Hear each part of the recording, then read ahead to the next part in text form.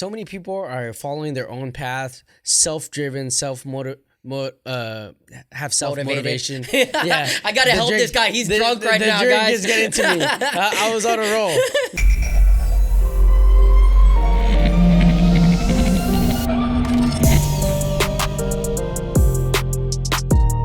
Yo, what is good, guys? It's your boy Corey. It's your boy John. And welcome back to the Artistry Drop, where we feature stories from today's rising artists. Yes, sir. Guys, today we actually don't have a guest. It's just me and my boy John. Yeah. I was about to say Nipple Boy, but you know, I mean, I go by both names. Nipple Boy. I was trying to hide that, but I guess now that I call you Nipple Boy, people got to know. So what does Nipple Boy mean then? Nipple Boy is an inside joke that we've had for many years now since we first met. It's from actually Tyler, the Creator. Mm-hmm. He did a little skit back in the day. And I might throw that in here. Yeah, throw it in here. Baby dicks. You should break the news on baby carrots. Did you ever jack your titties off? How are you gonna take that shirt off? About those beef jerky? How will you feed the civilians with your breast milk? You know, he was standing on a podium, and it was a little skit in his show, and he had some hard-ass nipples.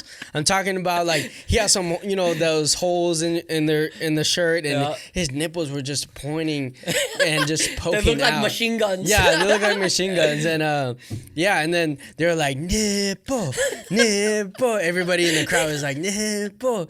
And then this one guy was like, nipple boy. And I forgot what other jokes, but they were like, "Oh, do you milk your mom with them titties?" Or something like. It's hilarious. You gotta it's drop hilarious. a clip. I'm gonna leave the clip for you guys, or you might have seen it already. Who knows what's gonna happen when I edit this video, guys? So you guys will see it no matter what. Yes, sir. But yeah, it's just me and John today. We don't have a guest. So you know, we kind of decided, you know, to take this opportunity to talk a little bit more about moving to LA. You guys know, you know, you hear our podcast, we talk about this a lot, you know, moving to LA, our goals and dreams. So we kind of wanted to like elaborate on, you know, how we got down here because it is a big topic. You know, a lot of creators move to LA. And some people just move for work or, you know, you don't have to be a creator.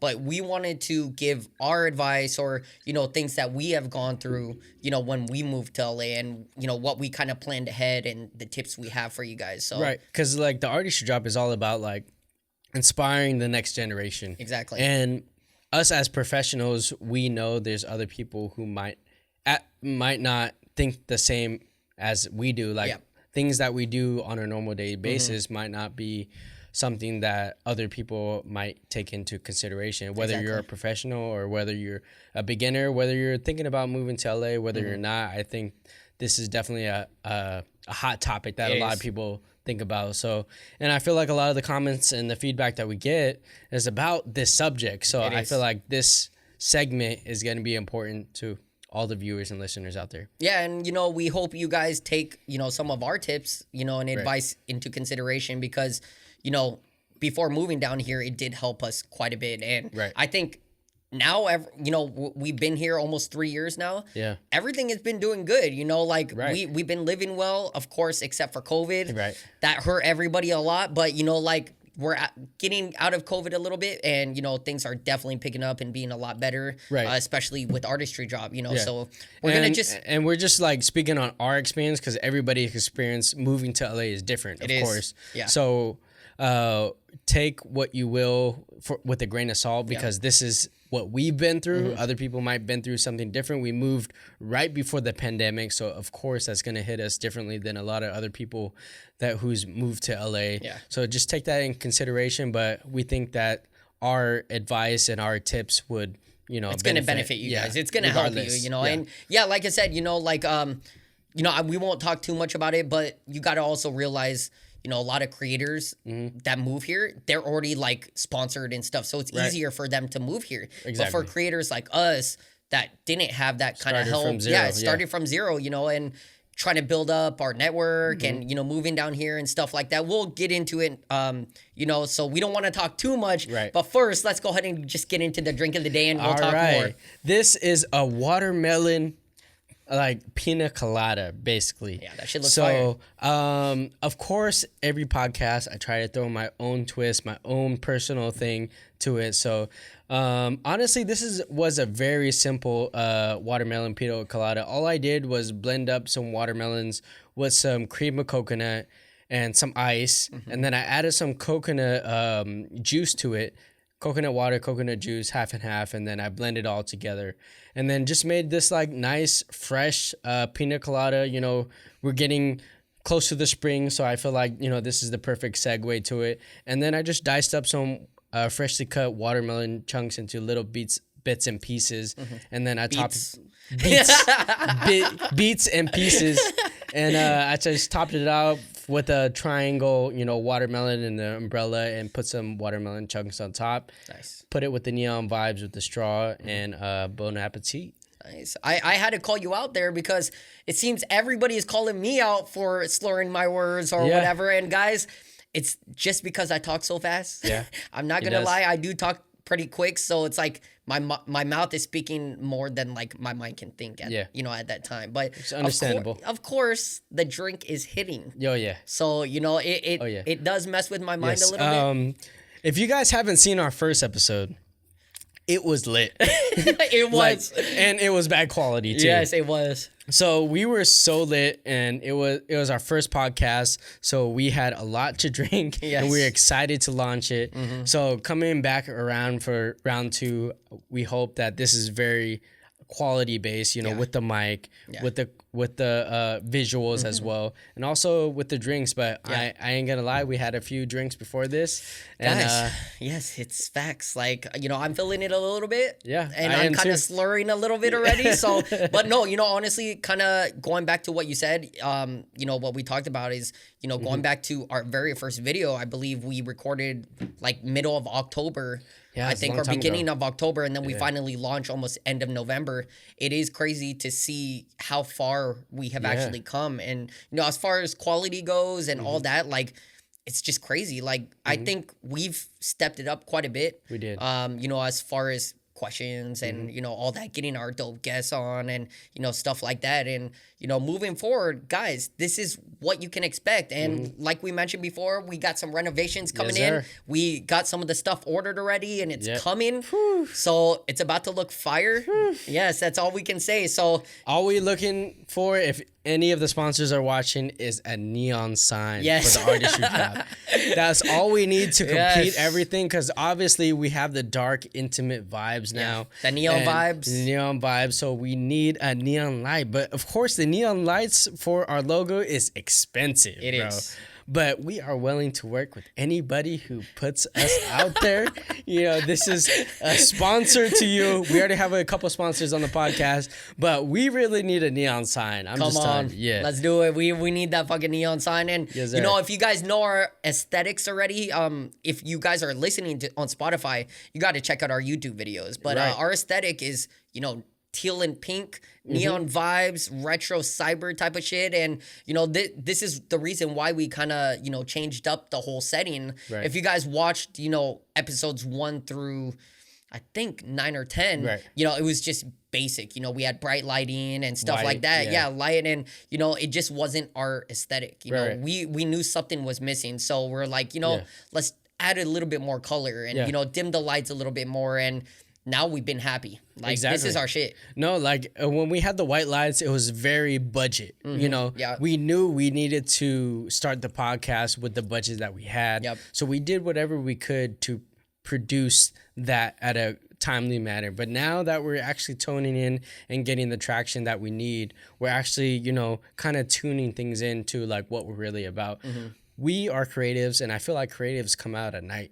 So this is why it's more dark, intimate. We record at night most of the time. So we're like, this is us. This is us prime time. So we hope that a lot of other creatives and anybody else who's watching out there really vibes with the setup. Yeah, and hopefully it even inspires you guys, you know, like out there wanting to create a podcast, you know, hopefully you guys can use our little setup as an inspiration. Exactly. But hey, you know, we're like I said, if you guys do use us as inspiration, definitely tag us. Because also, like with podcast goes, there's not a lot of people who do like a neon dark vibe. They're mostly bright. Yep. In their room or in their studio, like it's white lights is normal. But we really wanted to change it up and add our own personal taste to it. So we hope you guys like it. We out here. We fucking out here. Let's take this toast. Yes. Let's take this cheers. Watermelon Cheers. Pina Colada. Artistry Let's get Drop. it. Artistry Drop to a new beginning. Wow. Ooh, that is good. Woo. I actually really like that. I can taste a lot of the watermelon in there. Yeah. I mean, like Rachel said, it was really good. I agree. It's fresh. Because, I mean, you made something similar to this, but not exactly, right? Yeah, I mean, I made a normal pina colada with pineapples and stuff like that. So that's just like normal. But I never actually had a watermelon pina colada. Yeah. So once I saw that, I was like, yeah, this is the one. It's with Yep. watermelon Malibu too, so it has the extra watermelon taste. But I went a step further and added and blended fresh watermelon to get that watermelon that juice. shit's good. So like, yeah, this is the freshest you can Guys, get, we you got know? the next tipsy bartender Oh, right let's here. go. Let's fucking go. Like, honestly, Let's like, go. I mean, your presentation has been on point lately, thank you. I especially, appreciate it, bro. and, the Shirley Temple. Oh, I will bring back the Yes. Shirley Temple drink again. That's coming on next episode. It is coming on next episode, and I'm excited because, guys, like, if you grew up on Shirley Temples, I grew up on Shirley Temples, of course, the non-spiked or virgin ones, but, that one that he made with the spiked, that shit was good. Like, and that's why I Shit. keep telling him we need another Shirley Temple spiked. Yeah, it's coming. So we will be getting that soon, and who knows? Maybe we're gonna give the recipe out. that's a secret artistry drop recipe. That he does add his, know? he does add his own flavor to it. Right. Aside from, finding the recipe online, you do gotta add your own, flavor to it. Right, because I feel like that's what us as creatives is all about. Like everybody on TikTok and everybody following the trends, like it's so easy to just copy. Yep. But it's more harder to elevate what's already been done. So when it comes to the drinks, I meal prep, I cook and stuff like that. So I felt like this was a different avenue to express my creativity. So I had it with my own twist. Hey, that shit is fire still, though. Come on. That shit is good. So, guys, I think what we will start doing is, maybe teasing some recipes, or we're gonna start putting the drinks on the episodes, because when I edit, I tend to forget to add the drinks, but we will start doing that because, guys, John is killing it as a tipsy bartender. Thank you. We about to do it now. Tipsy podcast. Tipsy podcast. All right, guys, we're not gonna let you wait any longer. We want to dive right in. Yes, sir. Because I know you guys want to get some of our tips, on what it's like to, move down to LA. And, we're from Seattle, guys. We're not that far from LA, so it's not like super hard. Like going from the East Coast to the West Coast type shit. Exactly. Like we're already right there. We're like 1,000 miles away, but 1,000 miles is still fucking long. Yeah. 16, 18 hour drive. Yes. Yes. It is long. It So, is long. But guys, we just want to dive right in. So one of the first topics we want to kind of get into is like how we made, moving to LA a reality. And pretty much it goes right back to me. Like I would say, moving to LA as soon as so we'll go back a little bit. I went to film school, Seattle Arts Institute in Seattle, 2013, I believe. 2013 I started. And, that's where my whole film making began, because I really love shooting music videos and doing all this stuff. So, I really wanted to learn a lot more about it. And so decided to, go to film school, learn more about it.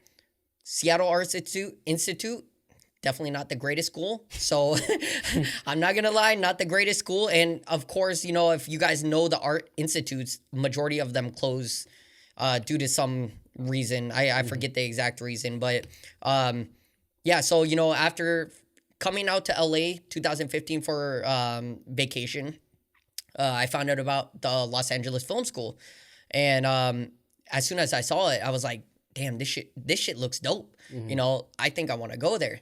So, while I was still attending, Art Institute, I decided to apply for LA Film to see what I could do. And also, not to mention, like, LA Film has an online program, which is really cool. So I didn't necessarily have to move to LA to, go to school down here. Right. But went back home to Seattle after vacation down here, applied. They called me back, sent me all these pamphlets and all that. I applied for everything, and they called me back, said, I was accepted. Mm-hmm. Guys, film school is expensive, like no joke. Right. It is expensive, and in the first place, I did have a hard time trying to get the money, but I was able to make it work out. Shout out to the parents and stuff like that. But film school is expensive, but as soon as I got that letter saying, I've been accepted, I was just excited as hell. So, went through the whole process of leaving Art Institute because you have to go through that process when you're transferring schools. And, so at that point, that's when I already told myself I want to move to LA. Right. So 2015, I pretty much said I'm moving to LA. Right.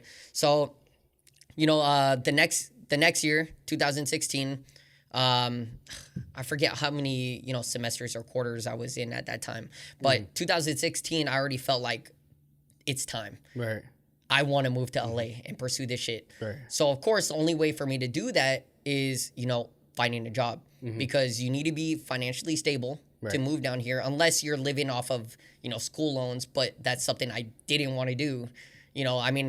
Guys, if you live off of school loans, getting extra loan aside from, your tuition, I would have been asking for like, I don't know, $60,000, $70,000. That's a lot, yeah. That's just for living expenses and, all that. And I did not want to do that. That's just too much money, So, I decided to stay home, even though I did want to move down to LA and, switch to on campus. So what I did do was apply for jobs. Make the money, because I was already working full time in Seattle anyways. So it's like, I need to try to find a full time job in LA. Kept applying, especially to what I was doing in Seattle, which is assembly work, know. So, I the thing is I had, over, I don't know, like 10 years worth of experience in medical assembly anyways. Yeah. So, it was easy to get interviews and stuff, but for assembly. But, I would say the fact that I was still living in Seattle, that's where things were just going, south. Like it just wouldn't work out because they saw, I put my Seattle address, they see I live in Seattle, they didn't want to have to deal with it. Right. So I'm like, well, I just gotta lie at one point, So at that point I was like, okay, I need to find tips on moving to LA. And, so what I did was, took one tip into consideration. Find, Jaden. I don't know if I introduced you to Jaden, but I don't think so. Yeah. So, Jaden was already living down here at one point. So, I was like, bro, like, can I borrow your address? Okay. He's like, yeah, bro. Like, I told him I'm trying to move down to LA. And he's like, yeah, just take the address, blah, blah, blah. So I literally added the address to the resume. And as soon as I started applying for work in LA, people started coming. Oh, shit. So address, guys, is definitely the number one thing that employers will look at if you're moving from a different city, to LA. So that was at least in my experience, but also, still attending, film school. But it just got to the point where a lot of places, even though they wanted to give me interviews, they wanted me to move down ASAP. And I was like, I can't afford to move down as soon as possible. Right. So that's when I waited until 2017. So 2017, I applied for more work again, right? Using another LA address, Jaden's. And I actually ended up getting an interview, and I told them, I'm still actually in Seattle. I kind of lied, and I was like, I was living in LA for a little bit, but I went back to Seattle, and stuff like that. Yeah. And they're like, oh no, that's fine. Come down here. If you're able to get a flight down here, let's do an interview. I was like, awesome. It was another assembly job. So I was like, okay, cool. So I came down to LA for the interview, came down here for like 3 days, one day, of course, dedicated to the interview. Did their interview, went really well. And it was actually cool because the manager that interviewed me is also from Seattle. So that was a really cool. Dope. Yeah, it was super dope. And after that day, flew back home to Seattle. And the manager called me and he was like, we want to offer you the position. Yeah. I was like, oh shit, this is dope. I can finally move down to LA. Right. So, literally I started packing all my shit. And then, you know, it got to the point where the manager was like, we need you to come down like in these amount of days, which I think it was like 5 days. Shit. I was like, I can't move. That's crazy. Yeah, I can't move down here within 5 days. Like, I still gotta, you know, rent a truck and, you know, find an apartment. At least give your like 2 weeks for Exactly. your previous job. Yeah. I need that 2 weeks, you know, Yeah. put in the 2 weeks anyways, you know. But yeah, he was like, you know, we need you down here ASAP. And I was like, I don't have a place to live. Like, shit, what am I gonna do? So, you know, after we talked on the phone and, you know, I talked to, you know, my parents again. And it just got to the point where I was like, you know what? I think I just need to turn this down. And I felt so unprofessional at that point because I accepted the job. Right. And then, you know, after accepting it, I had to say I can't take it anymore just because of, you know, you guys want me to be down here ASAP. Right. So, I mean, you know, that kind of ruined my dreams, you know, of moving down here at that point where I was like, fuck, you know, like. And then he met me. And everything changed. We've already known each other. Like, we've known each other for. Yeah. It's No, crazy. he was telling me about this whole story. Like, we knew each other from the beginning. Yeah. You know, it's almost 10 years, guys. We've been, you know, best friends and stuff like that. So he already knew the story. But, you know, just going back into it, like, it never, you know, stopped me from trying to move down here, which is a goal and dream of mine. Right. You know? So, of course, you know, after that job interview and, you know, passing off that job, I told myself, you know what, maybe I'll just finish school first and just go from there. You know, so I did the smart thing, finished school, graduated 2019, bachelor's film school. And that's when I started applying for work. You know, I was like, damn, I think I can get a film job now, you know? So, of course, you know, applying for film work and videography work and stuff like that, applied for over 100 places, guys. And, yeah, like, you know, after that, pretty much, you know, a few places, you know, reached out to me and had interviews over Zoom. They knew I was from Seattle because I didn't lie on my resume this time. I told them, you know, like, I'm ready to move down. I put that on my cover letter, actually. Yeah. And I said, you know, I'm ready to move down when you guys are ready to hire me. ASAP. And yeah, ASAP, you know. And yeah, so, you know, as soon as that happened, I was like, oh shit, like, you know, this is dope. I'm finally getting job interviews, you know. Yeah. But kind of backtracking a little bit, you know, John was somebody I talked to before actually, you know, moving on with, you know, accepting a job. And John was very skeptical at first.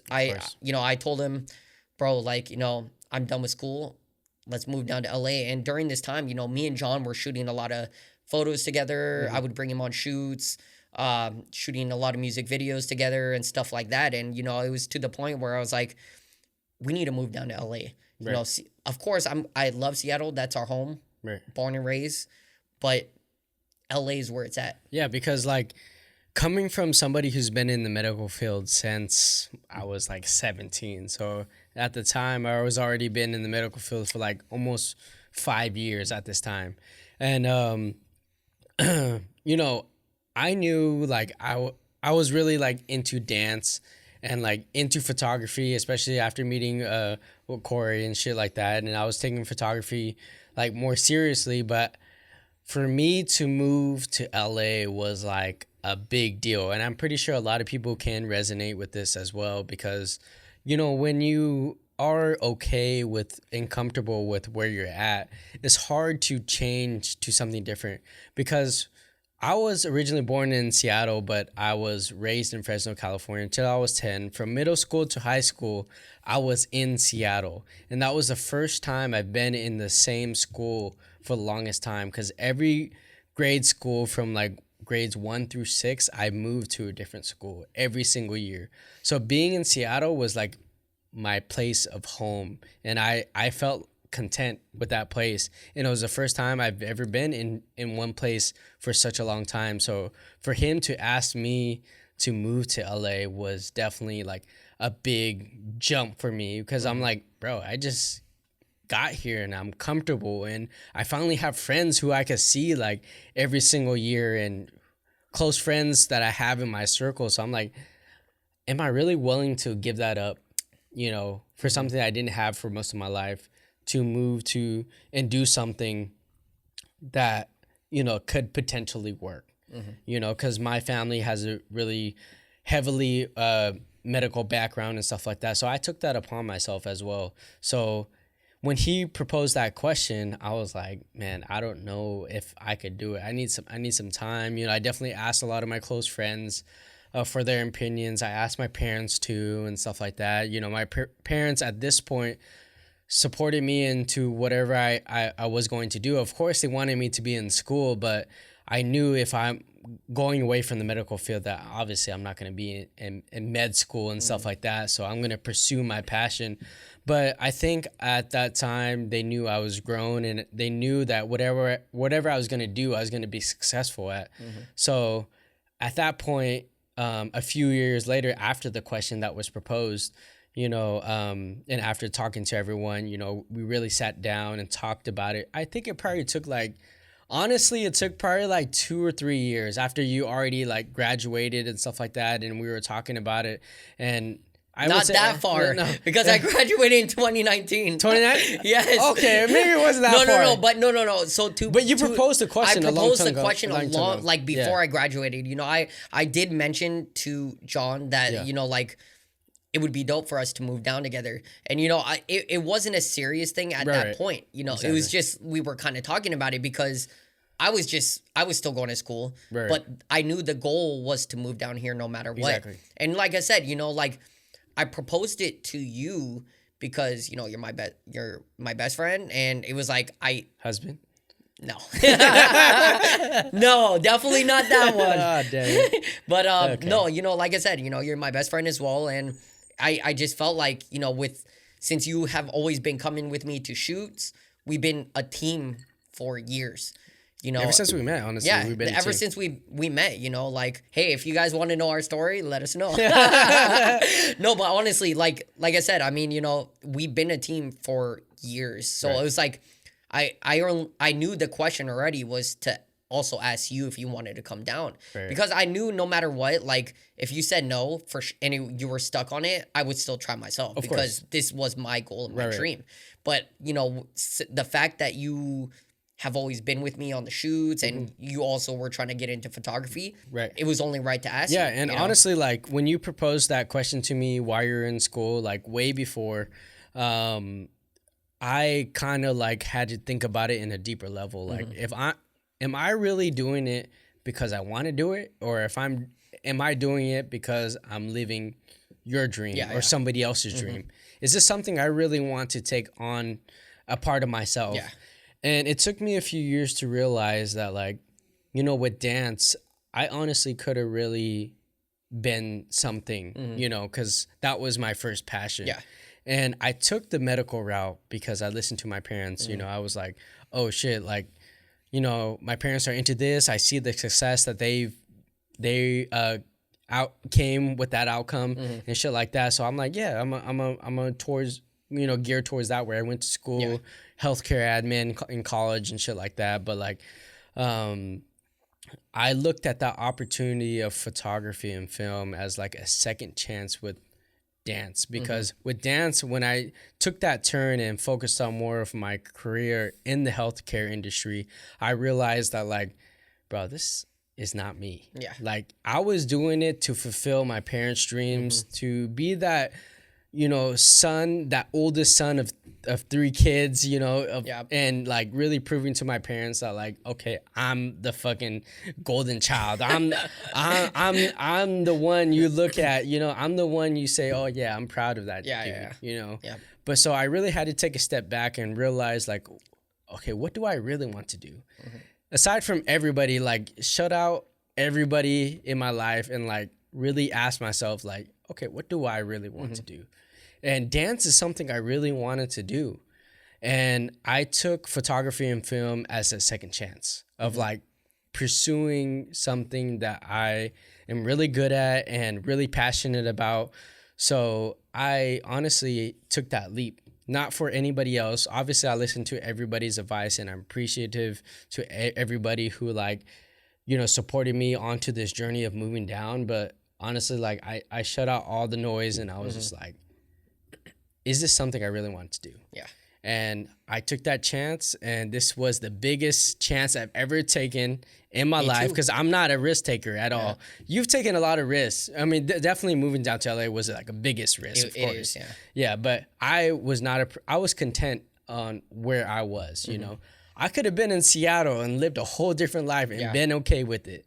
But the fact that I knew this was like a one-time opportunity, you know, to do something new and something that I look at like 15, 20 years later and look back upon, like, if I didn't take this choice, I knew I would have regretted it for sure. And we talked about that. Yeah. You know, Yeah, I like, guys, like, I literally, you know, me and John had a lot of deep conversations about moving to LA. It wasn't just like, bro, move to LA. That was just that was the basic of it. Me and John had deep talks. Like, we would talk for hours about the plan and moving to LA and stuff like that. You know, it wasn't just like, let's move to LA. You know, of course, because I was scared about moving down here by myself. I've always lived with my parents. And guys, I'm 34 years old, still living with my parents. You know, so it was like, it wasn't you know, of course, I love them as well. So it's just, I needed to do something for myself. Like, it was one of my goals and dreams.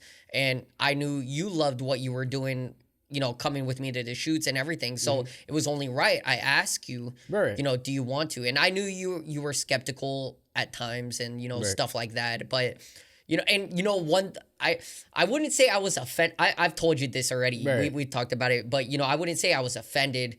It was like, you know, when you said that you needed to ask everybody else about moving to LA, when I told you everything already, it was like I kind of did get offended, but and then you know, I wasn't thinking about that at the time. I was like, bro, I want you to move down here with me, like, you know.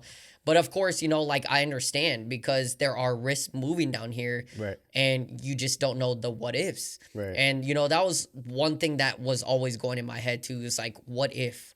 You know, and like I said, you know, me and him would have these deep talks about what if, because what if, I feel like, is one of those things where it scares people. Yeah, of course. You know, that's what prevents them from chasing their goals and dreams. Because the what if. What if you don't go with moving down here? What the hell is going to happen in Seattle? I'm going to be stuck at my job. I was only making $15 an hour, $16 an hour, you know? Or do I move down here and start making a lot of money? You know? So it's like, of course, you know, money is very important to people, you know, and, you know, making a living off of what you make is very important. So it was like, what if I move down to LA and I lose a job or I don't make enough money? What's going to happen? Same thing with you. That's a what if. So I think that was probably one of the biggest what ifs is income, you know, and, you know, I'm always, guys, I'm like one of the most positive people you will meet because I always think about the brighter side of things. You know, and you that's know honestly, that's what helped me. Yeah. Because I'm always a logical thinker. At least back in Seattle, I was very logical.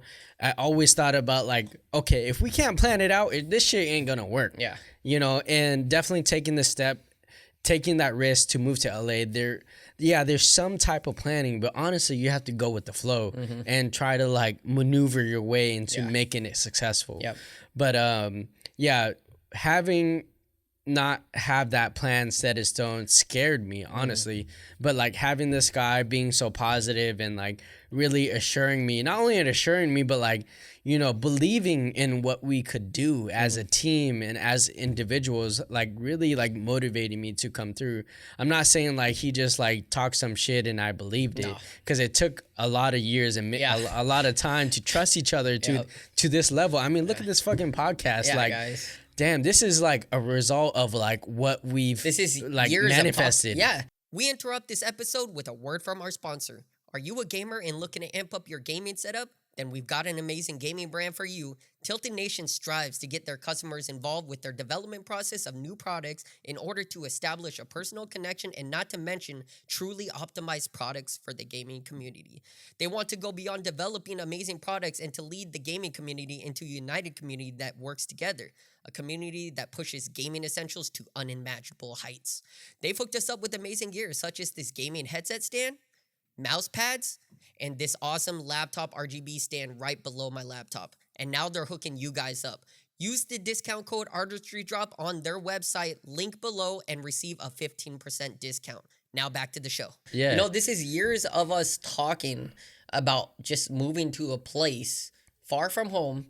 And we were worried. Right. You know, of course, like I said, you know, it was just, I really had to try to convince you. And like I said, guys, like, again, like, this wasn't just something where, like, let's move fucking down there. You know, it wasn't just something we did on the whim. Right. It took a lot of planning. Right. You know, and a lot of convincing, because I pretty much had to draw a plan of what we were trying to do. Right. You know, and how we can be successful. I moved down here with a plan, and I moved down here with positivity, knowing that, you know, shit is going to pop off. Right. Shit is not going to go south. Like, we're going to do some big shit down here, and that's the positivity I always had, right? Because honestly, like, it also, like, of course, it's always good to have that logical financial side. It is. But, like, also, like, believing into yourself and what you can do, and that you're smart enough to maneuver any obstacle that has been thrown at you. Because obviously, like, if it wasn't for COVID, the obstacles would have been small. Yeah, But because of COVID, the obstacles were big. It was. Yeah, and like for you, especially, like, you're unemployed, you couldn't get jobs, you know, trying to find a film photography job was like almost near damn impossible. Yep. But you persevered and you fucking did it, and like, I'm so proud of you, bro. Like, it was a long struggle. And honestly, like, if we didn't have that mindset going into it, it would have been hard during that time. Yeah. You know, you probably would have gave up. Yeah. But because we already had that mindset going in, and we were like, no, we moved down here for a reason. We're going to make it happen. Yeah. No matter what obstacle is thrown at us, like, we fucking made it happen. No, we did. And like I said, you know, I want to get into, you know, now that you bring that up, you know, me being unemployed, I want to get into some background on what happened. So, you know, of course, you know, we were applying for jobs, you know, and, you know, this is after John finally said, yeah, let's fucking do it. You know, he believed in what I was saying. He believed in me. I believed in him, because, like I said, you know, we've been a team for years. So it's like, you just got to believe in each other, you know, and what we can succeed. And, you know, so, yeah, you know, what we did was, after I was done applying for hella jobs, got those interviews like I mentioned already. And, you know, one finally reached out to me, and, you know, I had the interview, and it was a videographer position for a women's clothing brand. And I was like, oh, yes, finally something that has to do with what I graduated from. Right. You know, this wasn't something that I had to go back and do what I was doing in Seattle, which is assembly. This is finally pursuing my career. Right. You know, so, you know, long talks with, you know, my boss or my manager. Yeah, he hired me, really good pay. And it was amazing, and that's how I was able to get down to LA, you know. Before you get into that story, I think we should backtrack a little bit to, like, how we moved down and how the process was like. Because, you know, before you got that job, I actually moved down first. Yeah, so John moved down here first before I did. But, you know, during that time, even when you did move down here, like, before that, I was already applying for work. We were both applying for work. It's just, with John being in the medical field, he was able to kind of just, like, transfer. Yeah, it was an easy transfer. It was an easy transfer for you. But for you were starting out from assembly job, going into a brand new field of, like, getting into that film and photography industry. It was definitely a lot. It was a lot longer process. So, you know, honestly, like, since it was so easy for me, I moved down first. I packed everything I could into my car, and I put the rest in the storage. So I drove down by myself, stayed with my good friend and mentor, Celestine. Shout out Celestine. He was in charge of the Harambe studio in Renton, Washington, and, you know, he held it down for me for many years. So you know, he's been a really big mentor for me, and I stayed with him for about a week until I could find my own place. Because another thing that we should probably bring up transitioning to LA is, like, none of the places wanted to do everything, like, online. For getting an apartment, guys. Getting an apartment. So we were trying, like, even though we were planning on moving down, we were trying to apply for places in apartments, like, while we were living in Seattle. But nobody wanted to do anything online. So we knew we had to move down first. So luckily, he got the job first. You know, like, if it wasn't for John getting a job before I moved down here, it would have been super difficult for both of us to try to find a place down here. Right. You know, so yeah, luckily for you. Yeah, I luckily moved down. I stayed at Celestine's place. You know, he welcomed my stay, but of course I didn't want to overstay my welcome. And so I was like, okay, I'm gonna get out of here in 2 weeks. I was already mentally prepared. I'm gonna get out of here in 2 weeks. Yeah, I'm not gonna be here that long. I already had the money saved. We're already good to go. So I was within that first week, I was going to open houses like crazy. And of course, communicating with Corey back in Seattle, because at the time he was still looking for jobs and applying and applying. He applied for almost like over 100 jobs. I did. No joke. Yeah. Yes. Yeah. It was crazy. crazy, yeah. It was crazy. And so I knew he was doing his shit. So I was trying to do my half. Looked at so many different places in different areas, and honestly it was a struggle. It was a struggle, but I was doing it while going to training for this new job and shit like that. And luckily, you know, I was able to find this place where we live now, which we lived for like almost 3 years now. And it's a good place. You know, nothing to complain about. It's not ideal. It's not ideal for sure. But this was a place that we were able to get. You know, just being fresh from Seattle. So, you know, of course, like I think that's also the difficult thing is when you don't have like big ass sponsorships or, you know, your own. I mean, this place is already expensive as hell. Like for what it is, because we live like right in LA, like right in LA. So it's like super expensive. Right. But yeah, I mean, you know, like the fact that this was pretty much one of the only places we were able to get. Right. In this part of town, it's not ideal, but it works. Yeah. And when I found this open house, I met the landlord, and I was the first person to apply for this place. And I made sure like we were good to go. I made that chemistry with her, and I was like, hey, you know, we're really serious. We want to seal this down tomorrow. So I relayed all the information to Corey. Paperwork. Paperwork and all that shit. And then we nailed it down by tomorrow. She was like, yeah, you guys are the first applicants. So I'm like, okay, we have a good like step forward. And then after we got the confirmation, you know, I was still at Celestine's place. You know, it was like the end of the first week. And then we got accepted, and then he finally got a job during that week. And then he was able to move down once I locked down this place. And honestly, like it worked out, and all the stuff that I left in a storage, me and my dad, him and Pops like really put it into a U-Haul and drove the U-Haul and his car down. So it was really a team effort. It was, bro. Like, facts. It was. No, it was crazy. It was.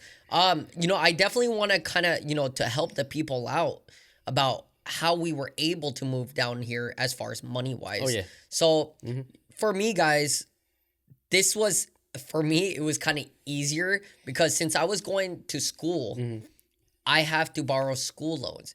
But the thing about school loans is you can also add on additional fees or, you know, request an additional loan. So, you know, what I did, of course, and this is adding more to my school loan debts, but, you know, it helped me get down here, was, you know, request, I believe it was like $8,000 more because I had it was on my last quarter, my very last quarter of school. I was going to graduate and all that, but I needed that loan for my very last quarter. But I also decided, you know what? I know I'm going to move to LA. I need this extra money to just put away and save on a rainy day when I do, you know, to help me move to LA. So as stupid as it is, guys, yes, I understand requesting more money than I needed to just to move down to LA. It might be stupid, but guys, it helped me in the long run because now I'm here. Right. I'm able to pay for my school loans, making, you know, good money with what I'm doing now.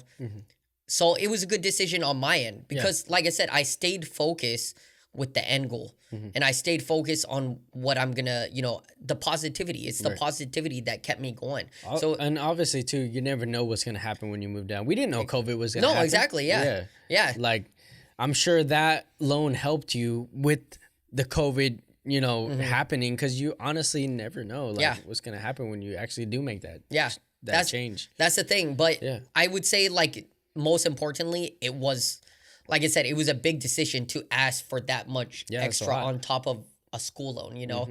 And most people won't do it, but some a lot of people do. I know I've heard stories about or it. even more. Yeah, or even more, but I was like, I didn't want to request much more because I was like, damn, $8,000 extra aside from what I need to pay for this quarter is already hella. Right. So, like I said, I even watched videos on moving to LA, what their tips were as far as like how much money to save. Some people were saying 5,000, some people were saying 6,000. I was like, okay, you know what? I'll just to be safe, I'll ask for an additional 8. Went with the 8. And like I said, guys, it wasn't during that time when I did that, it wasn't even for sure I was moving to LA yet. So that if I didn't move to LA yet, that money is still sitting there, so I could have just paid it back immediately, anyways. But the positivity is key for me because I knew I was going to move down here. So that's why I requested that extra funds. Well, now moving forward, like we said, we got the jobs. Now we needed the money to move down here, which is why I had that extra money. I was able to move down here, rent the truck, be able to pay for the deposit for this apartment, my half of, the deposit and stuff. And guys, shit is fucking expensive. Right.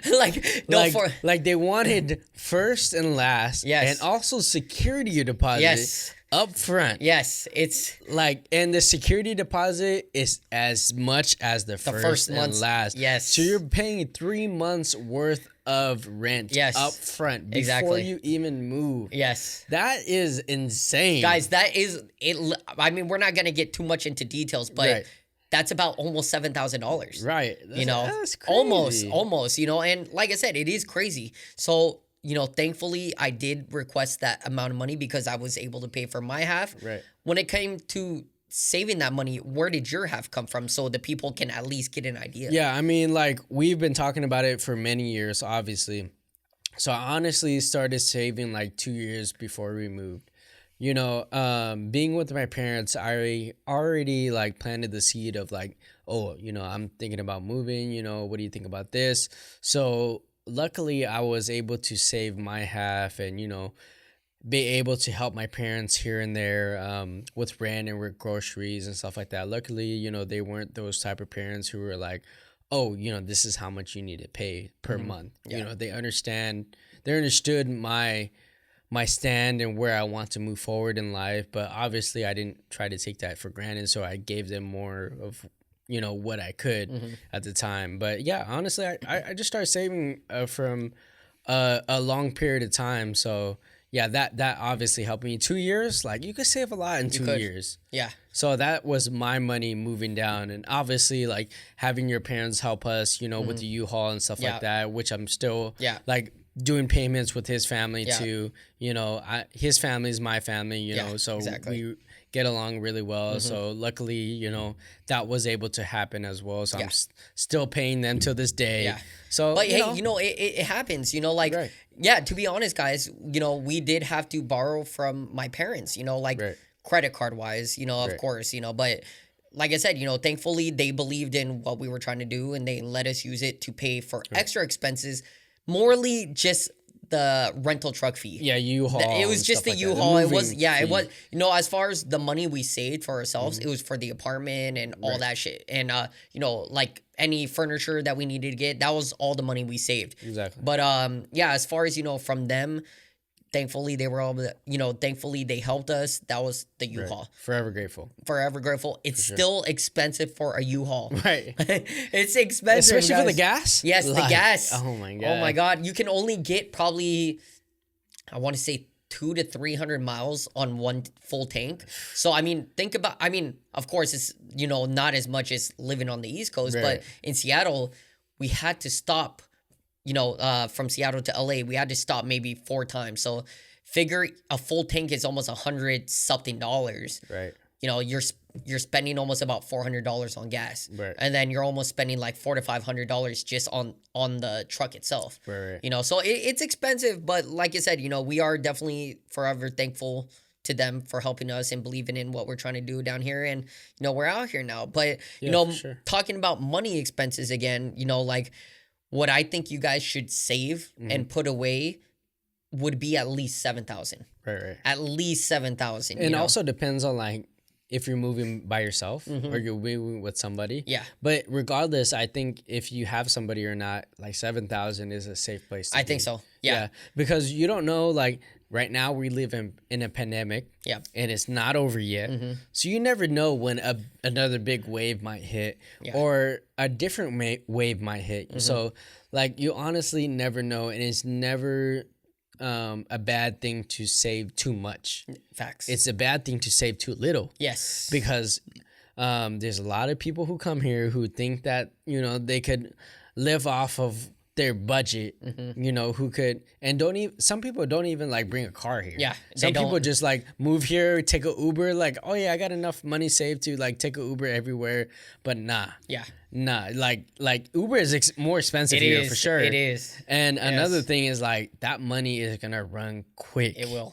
And who's gonna save you? You can't go back to your parents. Yeah. Like you are on your own. Yes. And when you make the change to move here, your parents already think you are on your own. Yes. You know, you took that chance, you took that leap. And, you know, honestly, as you know, being somebody with morals, like I never asked my parents for money ever since moving down here because I knew that moving down here was a step for me to like be independent and be the person and the grown up and the adult who I am to move forward and to be that person who wants to support like their parents. You know, they supported me all of my life. So being down here, I want to make that statement like, oh shit, like I'm well off enough to support my parents too. I'm still working to that to this day, of course, but like I want to get to that point. So for me to ask my parents for money, like, you know, that's a step down in my book, you know. No, you know what? Like I said, you know, I totally agree with exactly what you said. Just touching on how much you guys should save one more time. 7,000 is great if I feel like, you know, sorry, regretting on what I said. 7,000 is great if you are moving in with a roommate. Okay. Yeah. 7,000 is great if you're moving in with a roommate, but if you are moving down here by yourself, I would say 10,000. Okay. Yeah, I see that because our first, last, and security deposit was already 7,000. Yeah. So I see where you're coming with that. Like if that was like on one person, that would just barely be enough. To move in. Yeah, that's gone. That's not even including, you know, what it takes to keep that going on for months, and also what hazardous might come, you know, along that time. So yeah, I would say like 10,000, you know, at least like 8 to 9 at least. Yeah. But 10,000 just to be Definitely safe would be ideal, yeah. But, you know, that goes into the next... I mean, we've touched on this already, but it's definitely an important topic is, guys, get a job in LA before moving down here. Like, that's how you're going to be able to support yourself because, like I said, you know, I had my $6,000, which went to, you know, first, last month's rent, and then the deposit. But, and then I already had a job. So it's like I already knew I was going to be fine anyways, you know, even though almost that $6,000 was going to just rent itself, I was going to be fine because I already had a job. I was going to be able to support myself and all that. And it was a lot of money. Yeah, it was. So, you know, like I said, you know, I was definitely good off, you know. So definitely for those thinking about moving down here, guys, get a job before moving to LA. It's important. Don't move down here with no plan or anything and expecting that you're gonna get jobs and start making money. Guys, get a job first. I'm telling you. Getting a job first is so important because like a lot of people come with a dream, you know, that's where LA is, you know, to make that dream come true, to build the connections, and but a lot of people become naive into the point where like they lose that like logistics to it. You know, obviously you can't just move here and become who you want to be and expect to be famous within that like few couple of months, you know, so it takes a while. And there's so many people who have that same goal here. You need to realize that it's saturated. It is. And it's gonna take a while for you to take off, at least I would say like 1 to 2 years, you know, depending on your talent, of course. And everybody comes here with talent. And everybody comes here with a different sound. So you really have to stand out and build that it's obviously who you know. I definitely, I mean, we're going to touch on that. Of course. Because, you know, that's very important is, Right.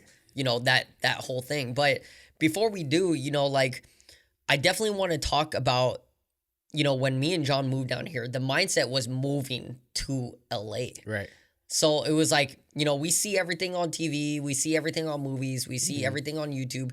Everybody lives in LA. Facts. And the thing is, we thought we need to live in LA.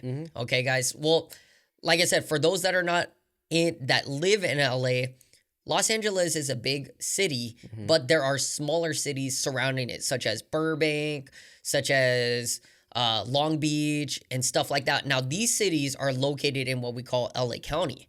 So I think that's where a lot of people get confused. Right. But the thing is, yes, Los Angeles is big, but from our opinion, you do not need to live in Los Angeles. Move to somewhere smaller, such as Santa Monica, which is still kind of expensive, Right. or Venice. But you even know, like if you want to take the cheaper route and go to OC, Yeah. and really just make that drive to LA. it's 45 minutes. It is. You know, No, it's it's longer than 45 minutes. it It's depends. Like an It's the hour, 2 it's- hours, maybe. No, it's the traffic. It's Yeah, the it is the traffic. traffic, So for sure. like guys, a lot of you that have come here for vacations or whatever know LA traffic is the worst. It is. Right. Especially living here for almost 3 years, like we know how it is. But honestly, the fact of the matter is you don't have to live in LA. Right. We live literally in LA 5 minutes from downtown. Right.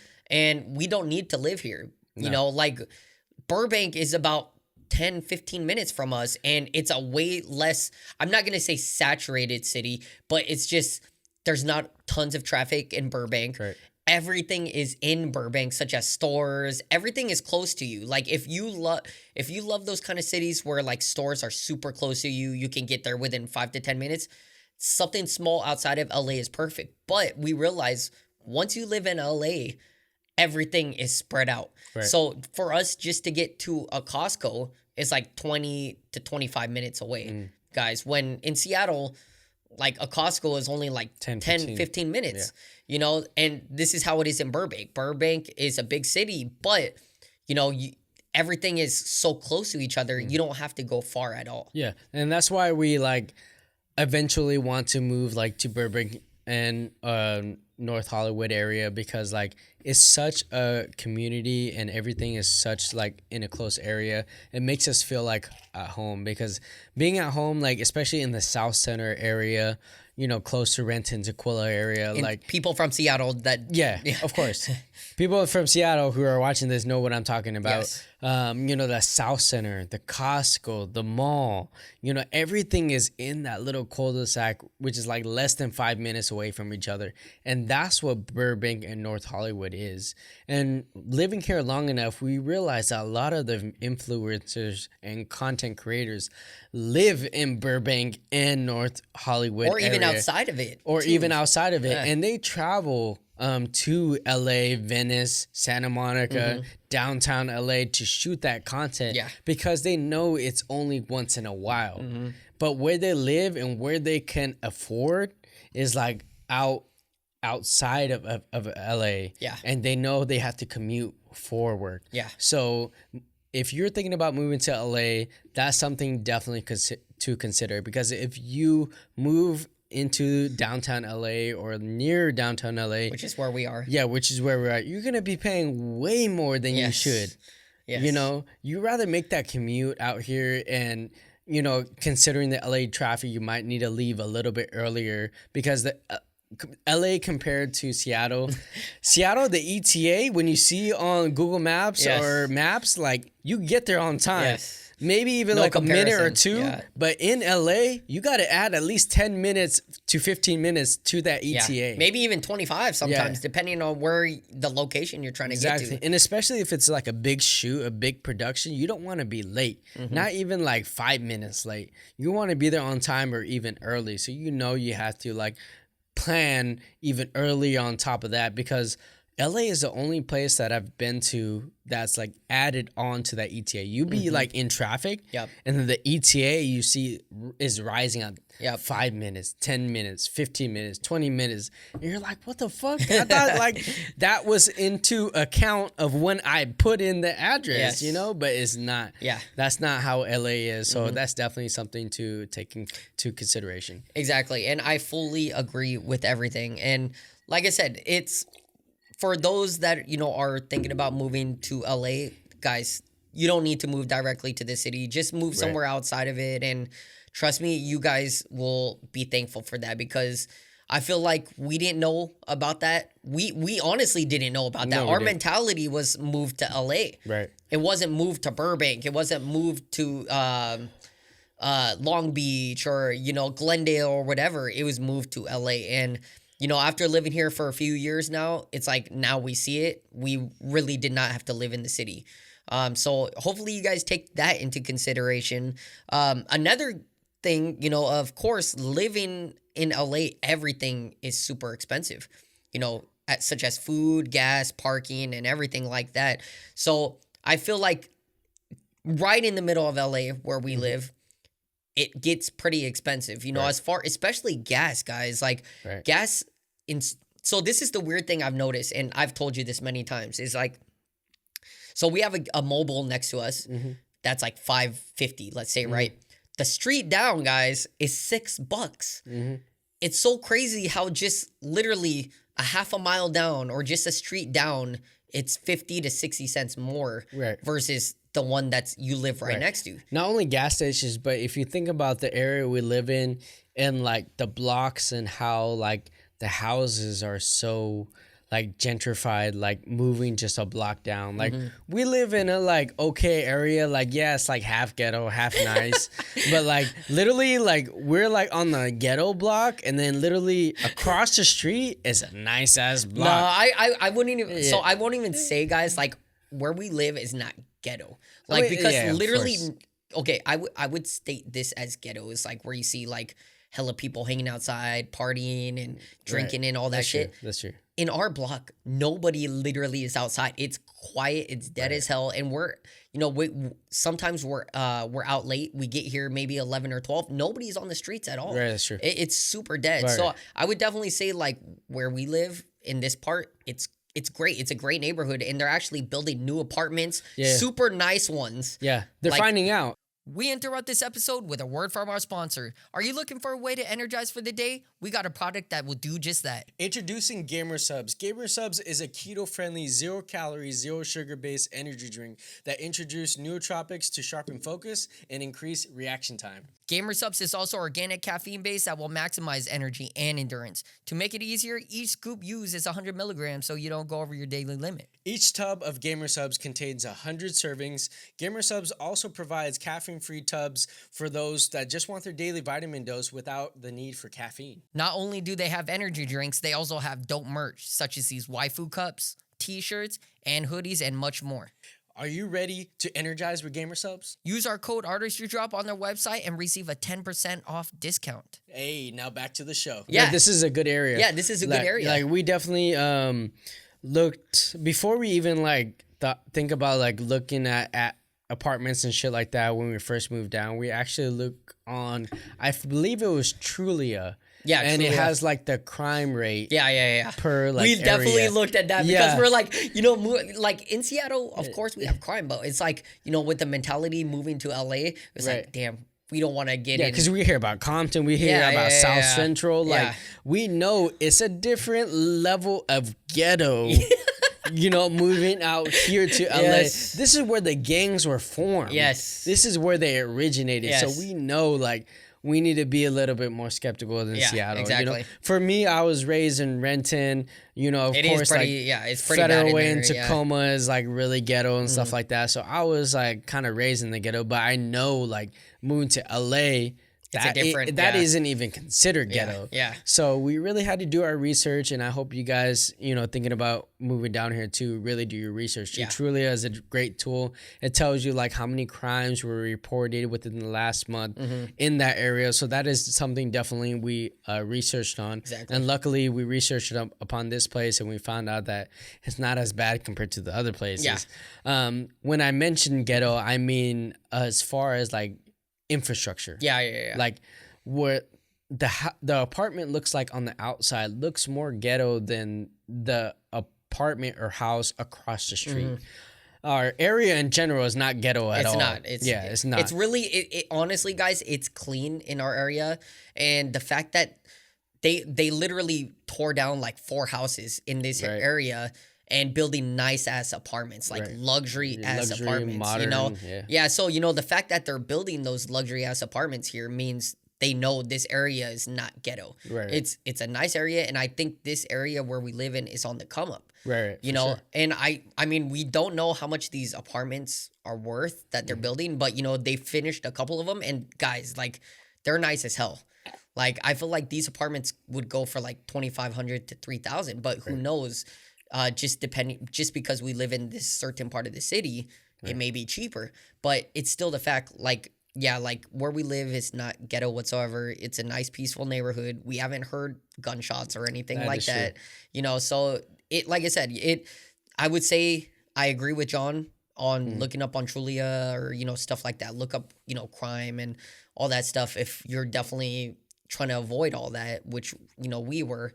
But you also got to realize too, like, if it's super cheap, that means you guys are probably in a ghetto area. Right. Like, because I think we were even looking in some Long places. Beach, Long Beach. And no, but there was actually some apartments in like Compton. Oh, yeah. And they were hella cheap. I was like, bro, like $700 for a condo or a townhome? I was like, damn, I was like, nah, but I'm definitely not trying to live in that certain part and stuff like that, not to offend anybody, but it's just, of course, when you grow up in a certain place, you're just so used to it and you want to live in the same environment. Right. So we knew moving to LA, it's definitely a lot different than Seattle. Also too, like being on your own and not having family or anybody to go back on, like you got to be careful on the next step that you take because you are on your own. Yep. And there's no going back. So for us, luckily we had each other to keep us like accountable and like really like get to perspective on like where we're going to be. So I hope, you guys have like another perspective as well. But like there was a lot of places that we were like, nah, yes, this is not it. Yes. Don't just wait on one place, guys. Like you got to look for multiple places because sometimes John would, when he goes to these open houses, be like, nah, bro, like tell him the story about the mafia or something. You remember? Okay. So there was this one place that I think it was in East LA, and there was a place that I went to. It was like in this little cul-de-sac and everything. It was a house, and I guess from the pictures that they were posting, like it looked like its own little place. But when I got there, there was a house and a fence. And when I walked up to of course I made an appointment with the landlord and everything. And when I got to the place, I was like, oh, I'm here for da da da da. And he opens the gate and there's dogs barking everywhere. And it was hard to find parking. And as I was walking to the place, there's dogs barking everywhere. He opens the gate, right? And he was like, oh yeah, come to the back. And literally it was a house in front and there was a driveway and there was a house that they built in the back of their like backyard. And that was the house that they posted on the ad. So he took me to this.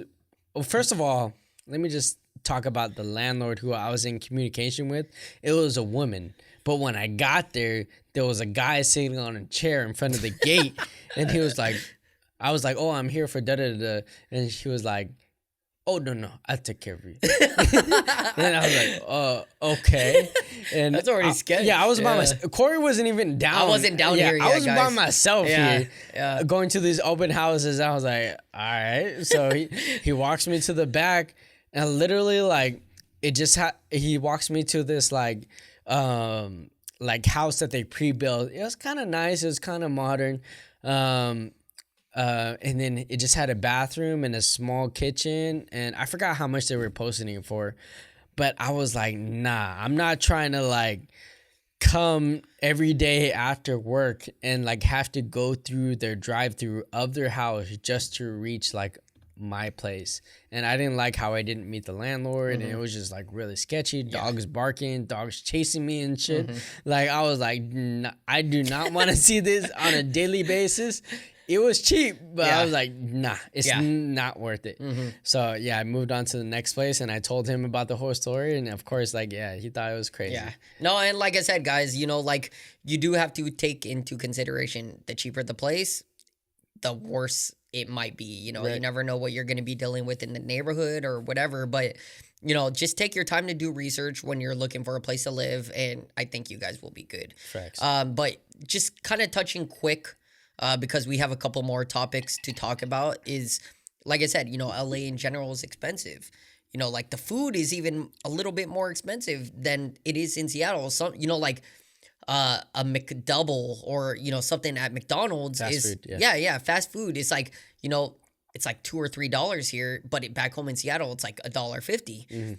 And it's crazy. Another thing that's crazy is kind of like what I mentioned about gas, where, you know, one place will be super cheap, and then down the street it's the same thing with food. Right. And I've noticed this just from, you know, going to different, you know, fast food places around here or coffee places around here. It's so crazy how LA is like this. I've never once really experienced that, even back home in Seattle, where it's like you can move down a street and it's a way more expensive price or whatever. Yeah. You know, so like I said, that's definitely one thing to consider, is like moving directly to LA in the middle of LA. That's why it's expensive, because everything just around here is expensive in general. Right. You move outside like Burbank, Glendale, I think it's going to be a little bit different. Right. You know, and like I said, just consider that when, you know, if you guys are trying to move to LA, take that as a tip. Right. But moving on to the next topic, you know, we kind of touched on this already, but, you know, it's like getting, like, networking. Networking with people is very important here in LA, especially if you're a creator. Facts. That's what a majority of our, you know, our tips are helping is creators moving down here, whether you're a photographer, filmmaker, content creator, TikToker, it doesn't matter, you know, like majority of these tips are towards that kind of niche, you know. So as a creator, guys, make sure you are networking with people before moving to LA at all. Exactly. I was already, you know, I had already connected with a lot of, you know, model, because during that time, you know, I was shooting a lot of photography. So, of course, I was trying to network with a lot of models and stuff down here in LA, and, you know, follow a whole bunch of models. They'd follow me back. And I started this, I want to say like 2016, when I thought I was moving to LA. So, you know, I had already connected with a lot of models during that time, a lot of artists as well. I wouldn't say a lot, because, you know, we were also still working on a lot of music. More models. Yeah, definitely more models. But yeah, you know, like connect with a lot of models. And, you know, even though I wasn't able to move down here around 2016, 2017, through that whole time, I was still connecting with a whole bunch, you know, follow them, hoping they follow you back. And guys, I mean, a majority followed me. So it's like I already had, you know, that arsenal of models or content creators that I can connect with once moving down here, instead of moving down here and then trying to connect with people. That's going to take you longer. You're going to have to delay the content creation you do. You're going to have to try to find people to meet. But guys, I did that years before. So it's like once I moved down here, I think it was probably like a couple weeks. I was already hitting up, you know, models or content creators. Hey, like, you know, I'm moving in 2 weeks, you know, would love to work with you, connect with you. And that's pretty much how it all went with me. You know, like, I think that's the best way. That's the best way to go, is like just start your networking beforehand. Don't do it once you get to LA, because you're going to spend a lot more time networking than you know, doing the content. Because also, like, moving to LA, you also figure out who you can work with and who you can't work with. So obviously, if you could delay that time and reach out to all the people you want to work with, like, while you're in what before you even move, then you could feed out those people who's like really serious and who really like vibe with you. And then when you finally move down here, you're like, hey, you know, I'm actually moved down here. Like, would you want to shoot or stuff like that? Exactly. Then you already built that relationship beforehand. So 9 times out of 10, they'll most likely be down, because obviously moving down here, there's a lot of people that we work with who are like, you know, kind of wishy-washy, you know, type of shit. So like, yeah, definitely like setting that in stone beforehand, like saves a lot of headache and gives you a head start into like moving down. Yeah. Yeah. But another question that I want to move into is like, you know, LA, you know, and Hollywood definitely has like a really heavy party scene. And we knew that moving down. Yeah. So one thing that we told each other was like, you know, we definitely don't want to be lost in that party scene, because, you know, we've partied a lot in Seattle. We've done a lot of stupid Definitely stuff. you more. I But mean, me more, yeah. Yeah. I mean, you're old. No, I mean, So- yeah. So you know, during my party times, guys, it's like 2006. Yeah, that's a long time ago. No, I wasn't even in high school in Yeah, 2006. see, no, I mean, like I said, you know, yeah, for sure. You know, I already had my fun, and Right. you know, guys, like I said, if this is your first time tuning into the podcast, I'm 34, so Yeah. you know, I'm older than John, and you know, I already had my fun, so it's like the party scene thing, I could care less about, you know. Right. So And I just want to say this because everybody points it out.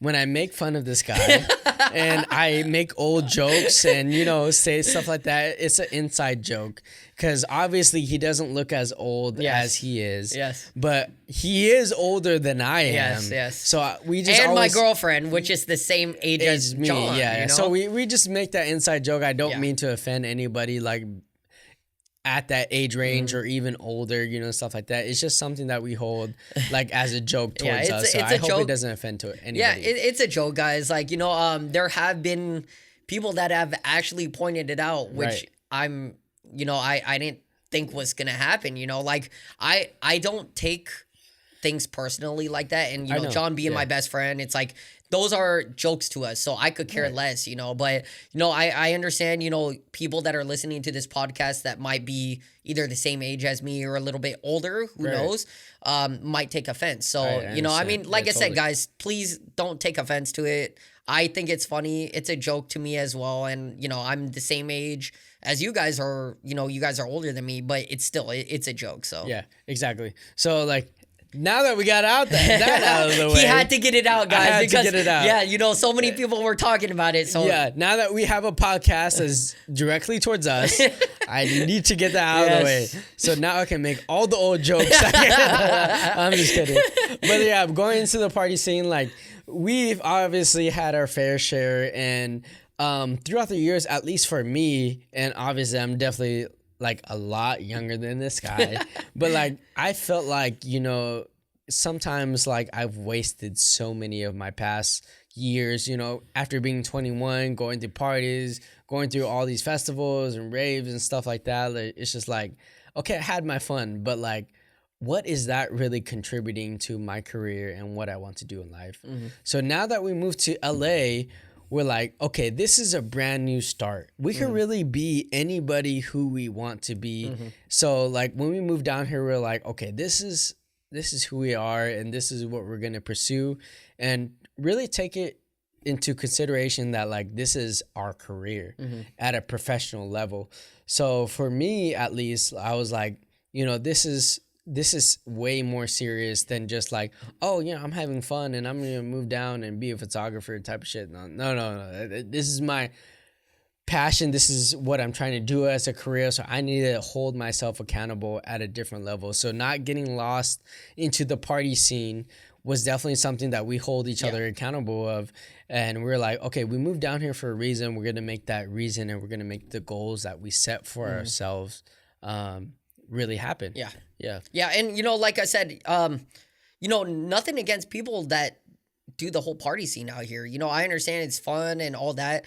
I mean, of course, you know, at my age, I could care less. You know, I'm very content with what I'm doing. You know, I got a girlfriend, and you know, we go out and have fun. So I'm very content.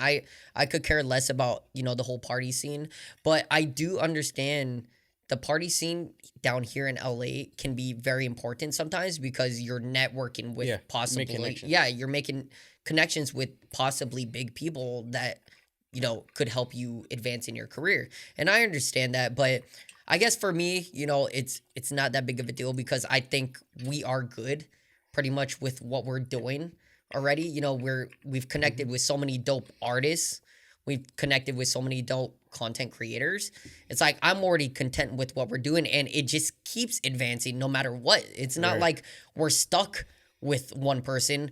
Guys, we have so many in the book right now that we can go to. So it's like we don't necessarily need to go to these parties, but it definitely is good if you are trying to rank up bigger in your career. But I feel like if you already have some good connections, those connections are going to lead you to the next thing anyways. Exactly. Which brings me on to my next question of like, also like proving a point to be mentally strong, like moving down. Because obviously when you move down, this is going to be a new start. That you're going to be on your own by yourself most of the time. So you could get lost in the party scene or like you could get lost in somebody else's dream too. True. Because like so many people are following their own path, self-driven, have self-motivation. Yeah. I got to help this guy. He's drunk right now, guys. The guys. drink is getting to me. I was on a roll. But the drink is getting to me. Self-motivated and shit. Like everybody is doing, you know, what they believe in their self and their craft. So it's easy to get lost in somebody else's dream and forget your own dream. Facts. So really like being mentally strong and taking what you already believe in into LA, I think is an important aspect because I think that's where we stand. You know, like we are at a point where like, okay, this is what we want to do and this is our dream and this is what our goal is.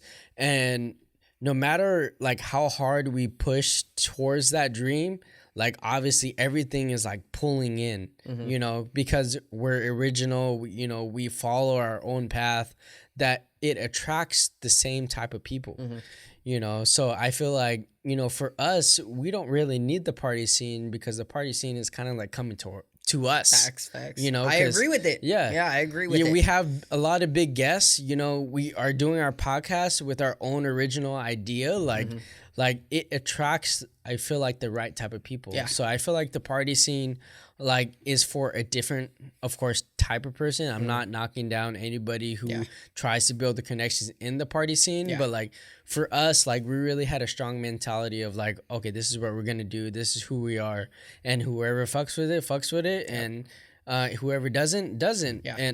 And I am grateful to say that, you know, a lot of people fuck with it. Yes, I mean, that's fact. No, and like I said, you know, like I am so grateful to everybody that has come on the show so far. Everybody. Exactly. And guys, we literally have like almost the next 3 months booked, you know, which is almost like 12 to 15 people. So I'm so grateful for people believing in what we're doing with this podcast. So grateful with people wanting to come on it in general, you know, because we honestly did not know how this was going to go. Right. Like, you know, we came up with a plan and we just put it forth, and it's done a lot more than what we can, what we would ever, what we expected, you know? Yeah. So like I said, you know, I'm thankful for everybody coming on.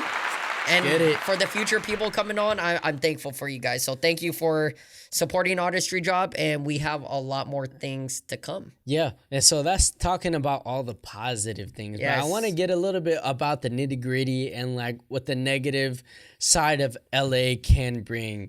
You know, I want to talk about the people who we've worked with within the past years, artists, models, you know, everything in the artistry, like how like flaky and fake people can be, because obviously like moving down, we knew people were going to be fake. Yep. And we knew people who were going to be two-faced. We've heard so many rumors and stuff like that. Yeah. And honestly, the first year when we moved down was like half COVID, half like non-COVID. So we didn't really see too many, but like after COVID, I think we had our fair share and some people, and moving forward, we really had to like navigate how we're gonna connect and the rules that we need to set for like these artists and models that we work with, like moving forward. Yeah. first, like, you know, even starting off, I would say like, people like, you know, I would say are kind of flaky as far as like, oh, they say they're gonna meet up, you know, they're cool. Sugarcoat. Sugarcoat, they beat around the bush, like, oh yeah, you know, we're cool, yeah, let's do this, let's do that, let's do that. But when you actually set a date, and when it comes down to the date, they don't hit you up. And you're just like, okay, but we set a date and everything, and we said that we were gonna move forward, but obviously they don't show up, or they don't confirm like the day before, you know. So there's a lot of stuff like that. But also, like, I mean, there's been some fake people too who, I mean, obviously kind of the same issue where, you know, they tell you they're going to meet up. They tell you they're going to bring you on for the long run, but really they only use you for the short term. And you're just like, oh, damn, I really thought like we were going to make it that far. And, you know, they're going to bring me along the journey. We were there from the beginning type shit. And it doesn't happen. You know, I honestly feel like people in Seattle, as far as us goes, like, we really hold a high morale towards us. So like, if somebody says they're gonna like bring us on for the long run, We would hope so. Yeah, we would hope so, and we believe in that, and we're like, okay, they're not just saying that just to say that. Like, if they say that, they must mean it, because they meet so many other people in LA. So like, what they say is what they mean. But obviously, you know, being in the industry for so long, that's just like all talk in the moment, heat of the moment type of shit. It's all business talk. Yeah, it's all business, and if it comes around, it comes around. If it doesn't, it doesn't. So, you know, being down here, you definitely have to have like a tougher skin and kind of like take everything, you know, with a sort of grain of salt. Oh God, He's done, shit guys. like that, you He's know. done. But yeah, what did you say about So that? I mean, you know, like I would. Okay, so it's definitely a tough subject because it is. You know, a lot of people have talked about this. We've talked about it many times. Right. You know, like knowing how LA can be fake and stuff like that. I would say, fortunately, we haven't dealt with that too much. Right. A majority, I would say, like 95%, guys, of everybody that we've worked with and connected with have been great. Like, these people are dope. And, you know, definitely people I want to work with, you know, forever and stuff like that. I would not say like come to LA and expect everybody's going to be flaky or, you know, but there are those people, and it's happened to me when I first moved down here. I'll kind of, you know, I'll jump into a quick story before, but it was with a model.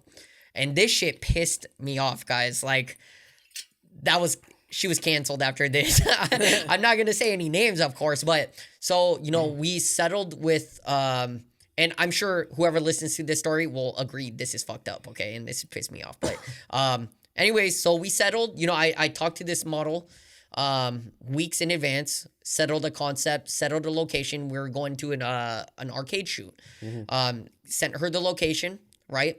And everything was planned. Like, you know, Right. I got to the location before we started, you know, like the set time I think was 11 a.m., you know, so I got there at about like 10:45, 10:50. I remember this. Yeah, 10:45, 10:50 was already waiting in, you know, the arcade to shoot. And I actually invited another photographer that had just moved down here to LA. She wanted to kind of shadow and see how I do stuff. Yeah. So I was like, yeah, come through, you know. So, you know, we get there. Me and her are kind of just hanging out, talking and stuff like that. You know, we're just kind of getting to know each other, how she got into photography and stuff. And like I said, I hit this model up the day before, like making sure everything is still good. She said, yeah. So, okay, I'm good, right? Right. Get to the location, and you know, it's past 11. It's like 11:15. She should have been there at 11 o'clock already, right? Message her. I was like, hey, you know, I'm here at the location now, and just letting you know I'm upstairs. Still haven't heard anything. Time goes by. It's almost like 11:45. No reply. Nothing at all, right? So I'm like, okay, you know, I'm talking to this other photographer. She's a girl too. So, you know, I was like, hey, you want to shoot, you know, while we wait and stuff like that? I was like, you know, if she doesn't come by at least like 12, then I'm just going to dip anyways, you know? Right. So she was like, yeah, let's shoot, you know, blah, blah. So I shoot photos of her. It's like 12:15 or something like that already. And, you know, I'm like, all right, you know, nice to meet you, you know, blah, blah, blah, and stuff like that. And I look at my phone at the message. She read the message, didn't reply back at all. Damn. At all, guys. Literally the whole day, gave it a week. She never replied, even though she saw that I had said I'm here at the location, and the location is about like 30 miles from LA. So I drove far already just to shoot with this person. So after that, I canceled her. She was like done. Like, you know, that pissed me off. And that was, I think, the worst thing that has ever happened to me in general. Like, even back home, that's never happened. They would usually let you know, like, oh, I'm late or I'll be there later. But no, she saw my message, didn't reply back or say sorry to me at all. And that was done. She was canceled, guys. So, I mean, but going, you know, talking about flaky people and stuff like that, it's rare, even though it is something that is talked about here in LA. I would say we haven't dealt with it too much. That's true. You know, and I'm thankful for it, which means we are working with some really good people. So yeah, like I said, you know, like he said, like John said, take it with a grain of salt. But on our experience, we haven't worked with people that are too much like that. Because I think a lot of people who we work with has already established like a level of professionalism. Exactly. Too. Because obviously moving down here, I mean, in Seattle, we knew like we needed to build our portfolio and was working with whoever was down to work with.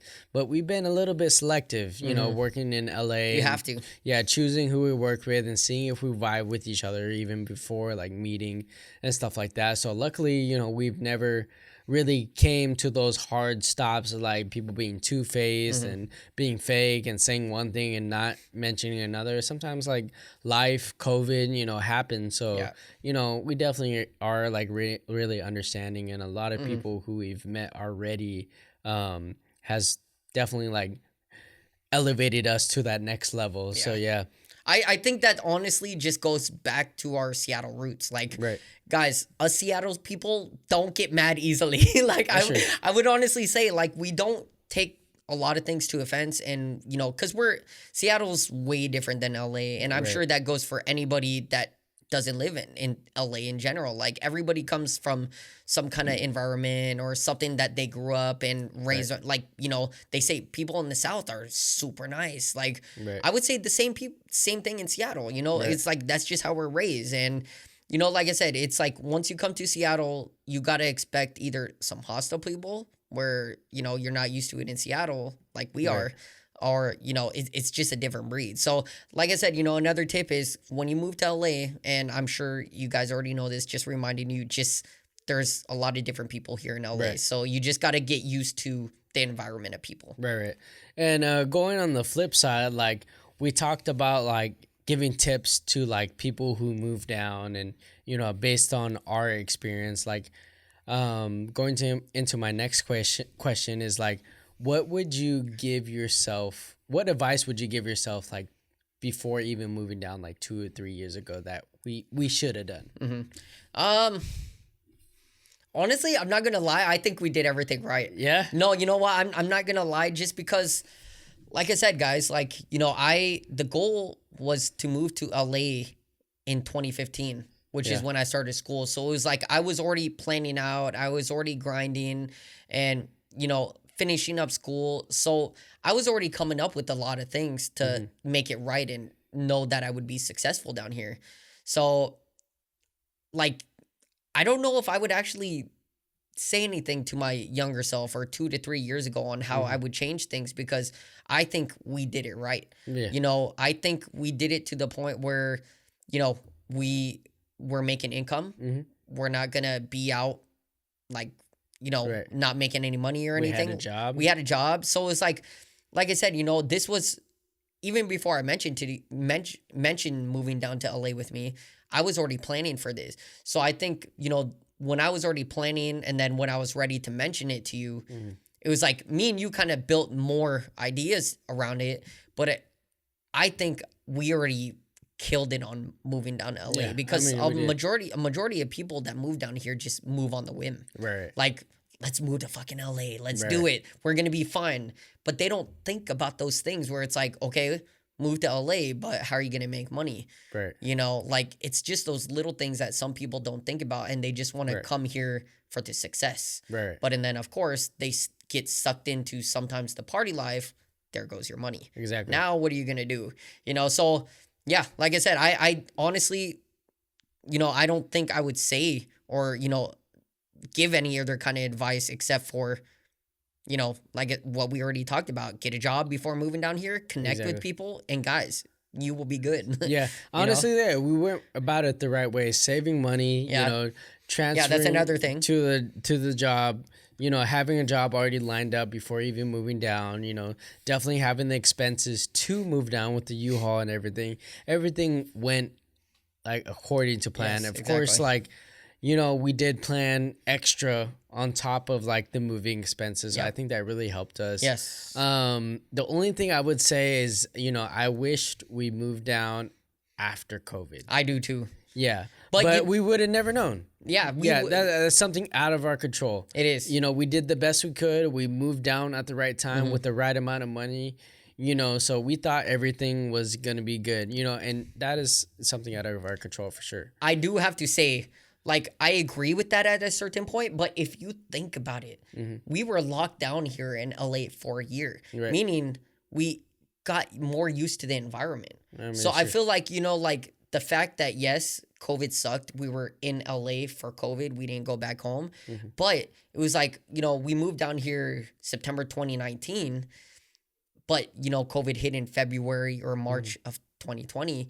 It gave us time to try to get used to the LA life and the Right. environment. So it's like, we know how it is down here now. Exactly. We still see some weird ass shit that happens Right. down here. And we're like, what the fuck? You know? But Exactly. I feel like we got more used to the LA life just from being locked down in home. Yeah. And, you know, we were still going out to shopping and, you know, doing other shit, like even though it was locked down. But I think we got used to the LA life a Yeah, little bit. I mean, that's true. And we didn't, and who would have known, like, after COVID, if we were to move down a year after, if the same job opportunities would have True. been, Yep. you know, in place. Yeah. You know, so in retrospect, like, we might have moved down at the right time as well. Yeah. So it's definitely like both sides of the story. Yeah. But, you know, we did the best we could. We're not like super broke, you know, Yeah. we're not homeless. Yeah, So yeah. I would say, like, and for the most part, we're successful. Yes, yes. So I the mean, move down was successful. yeah, you know, like I said, know? I mean, you know, we've been here almost 3 years and there's never been a time where it was like,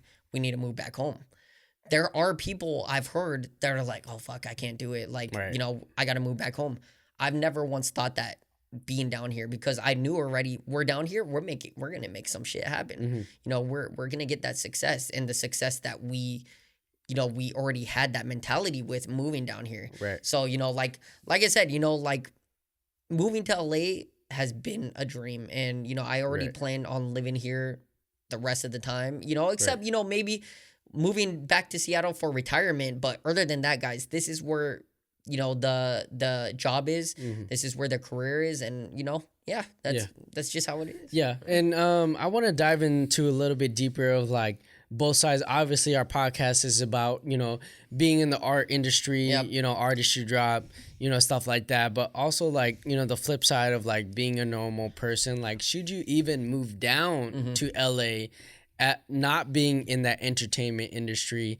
You know, I think, which is my next question about like, you know, talking about the pros and cons about like living in LA as an artist and as like a normal person. You know, obviously I think on the flip side, you know, not being in the art industry, you know, in the entertainment, like obviously everybody wants to move down to LA for the weather, you know, and the good food. And, you know, if you live in somewhere like Seattle or New York where it's like very cold all the time, obviously you want to move to a warmer place where you can live your life, go to beaches. You know, definitely we have a lot of great beaches here in LA and shit like that, because we have a lot of good beaches in Seattle too, but it always rains and shit, and it's nothing compared to LA beaches. Yeah, LA Yeah, beaches. nothing. Like being in the Pacific Ocean is like, wow. Yes. It's crazy. It's mind blowing when you go to these beaches. So Yeah. like it's definitely good. But I feel like if, at least for my opinion, like if you're not moving here based on your career and based on the entertainment industry, then you could do it anywhere else. Yeah, you could. Yeah. Honestly, like I totally agree with that. But I do feel like, you know, in general, majority of people move down here for content. Right. Content creation. For sure. You know, it's either you're a filmmaker, musician, like singer, whatever. Like a majority of people move down here for some kind of content creation. But of course, you have that select group where they move down here just because it's LA.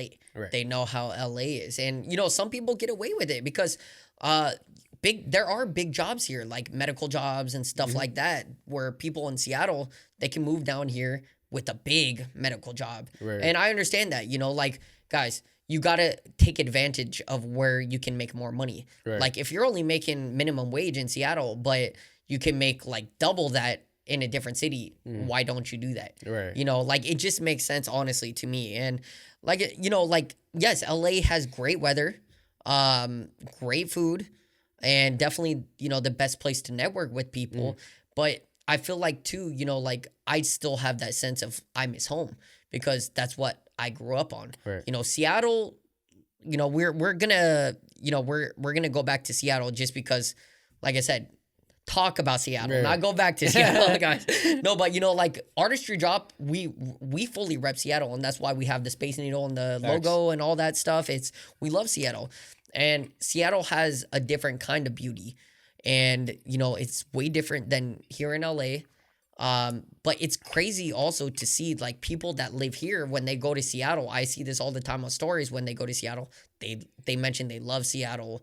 They wouldn't mind living there. So it's like, you see how there's an opposite like attraction there, where it's like, you know, we were raised in the cold and gloomy weather, but we love this weather.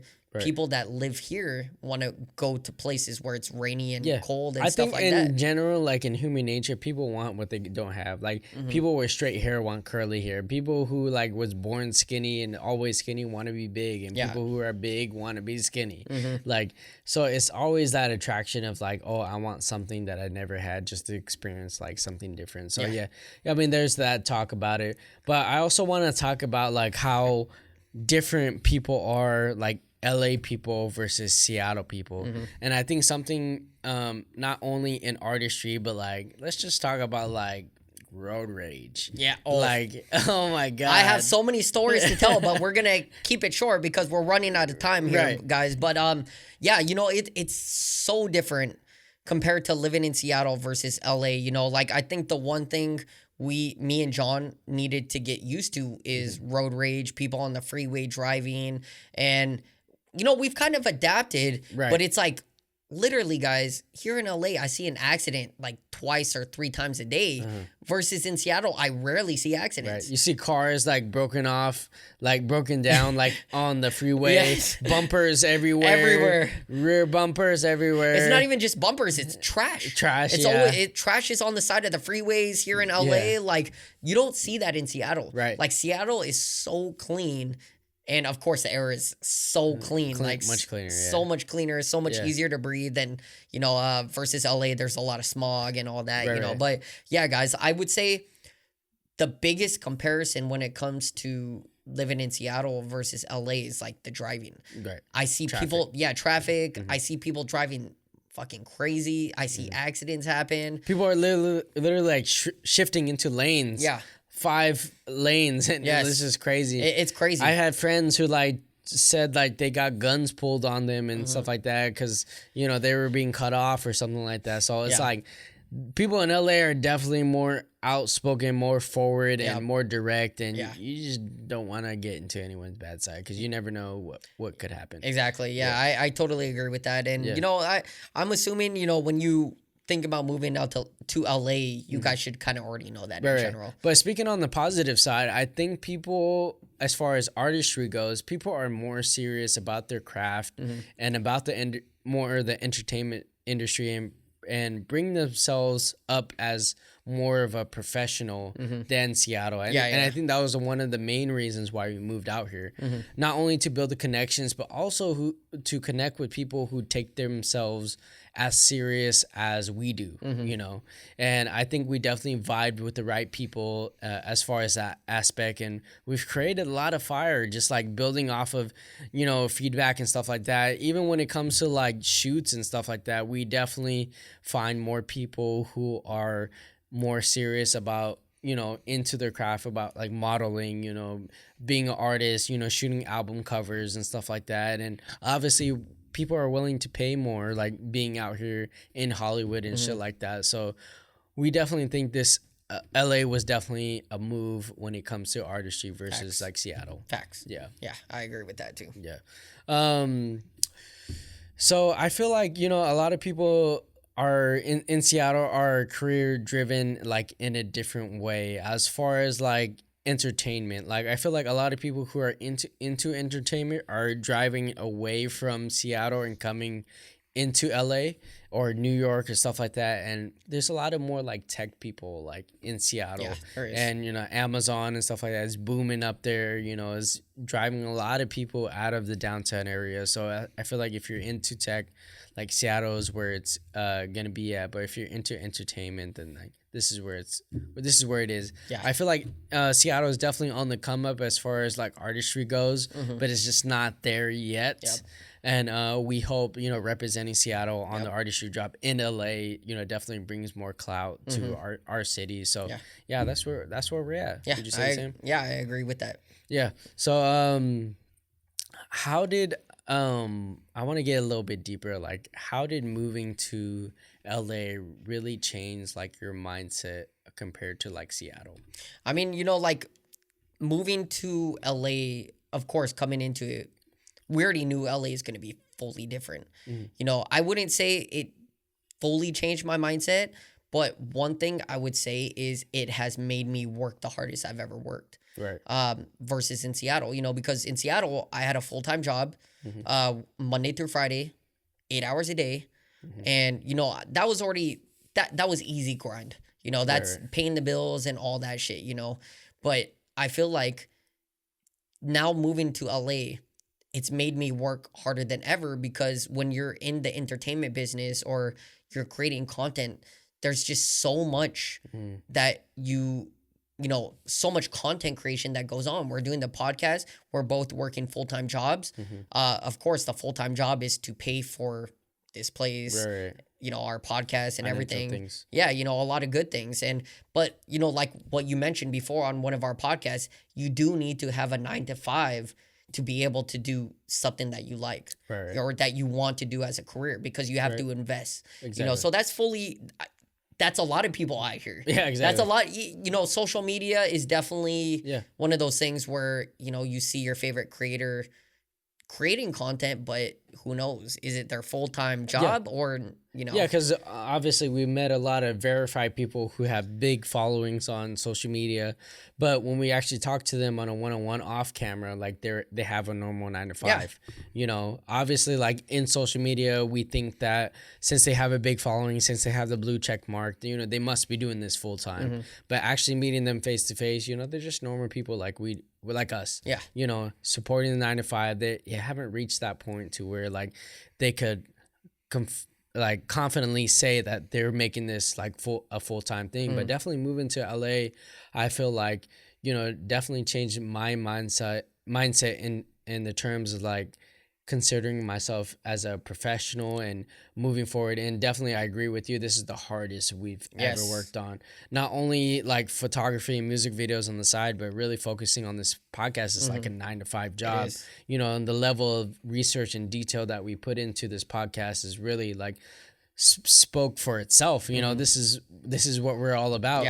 So like, who would have ever known that, you know, if we stayed in Seattle, this would have never happened. Exactly. You know, so definitely taking that risk was a big part of my life, a part of both of our lives, and we really made it happen. And since we moved down here, we were like, okay, yeah, we can't let all that money, all that drive, like go to waste. We definitely have to prove not only to everybody else, because obviously we don't just do it for the camera or for Instagram or just to post it. We do it for ourselves. Like we came out here for a reason, and we're going to make that reason like happen.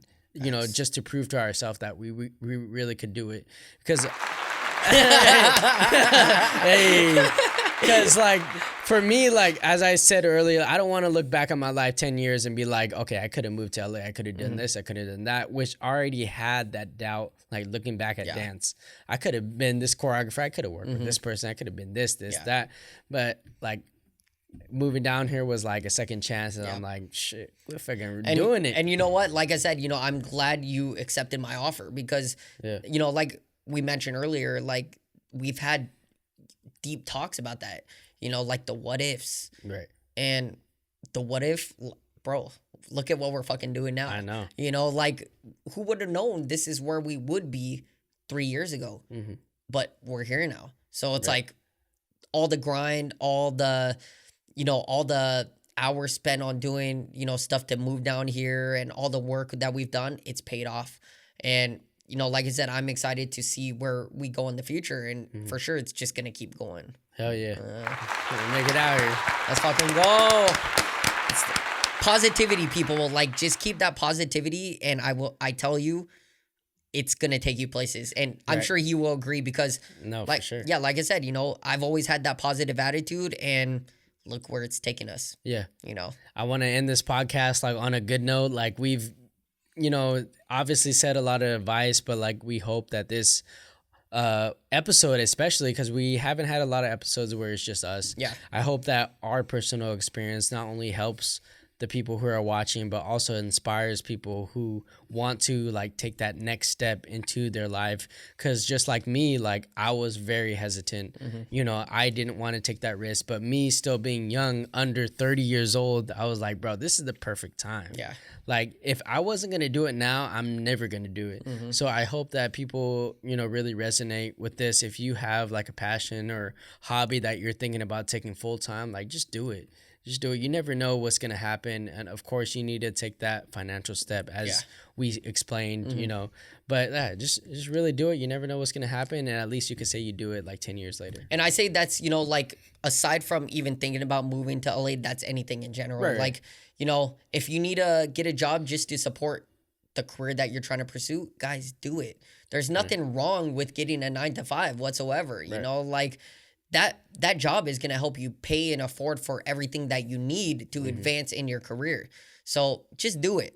Okay, guys, don't be scared. Don't,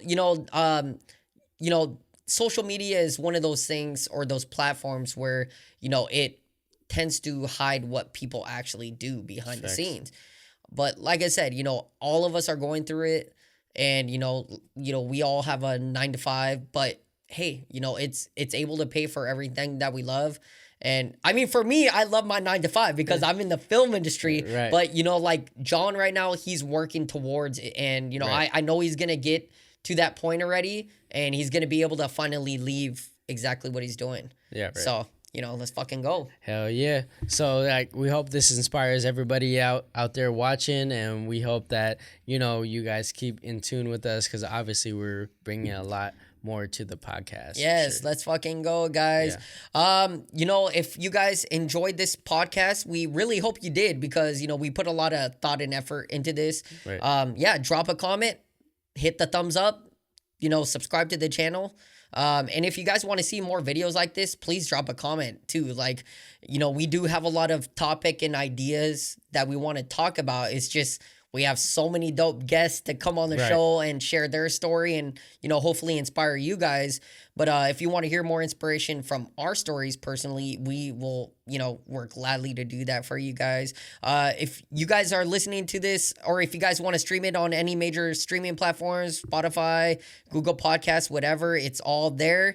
And we hope you guys enjoyed this episode and we will see you guys on the next one. Peace.